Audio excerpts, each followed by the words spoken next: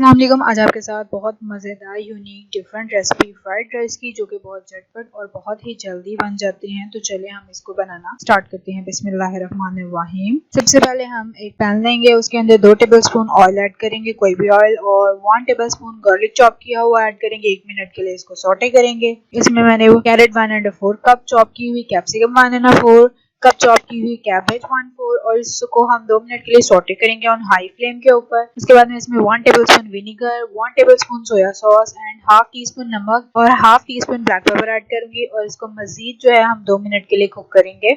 अब मैंने इसमें 3 सिंपल बॉइल्ड राइस जो है वो ऐड कर दी, और साथ ही 2 एग्स क्रम्बल ऐड कर दिए हैं। ऊपर से मैं ग्रीन ऑनियन चॉप किया हुआ हाफ कप ऐड कर रही हूँ, और इन सबको मैं अच्छे से टॉस करूंगी। तो टॉस करेंगे हाई फ्लेम के ऊपर, और जब ये अच्छे से मिक्स हो जाएंगे इसका फ्लेम ऑफ कर देंगे। तो बहुत ही मजेदार यूनिक डिफरेंट रेसिपी है। चैनल पे न्यू है, लाइक कर दे, कमेंट कर दे, शेयर कर दे, सब्सक्राइब कर दे और बेल आइकन को भी प्रेस कर दे, ताकि आने वाली अपडेट आपको आसानी से मिल सके।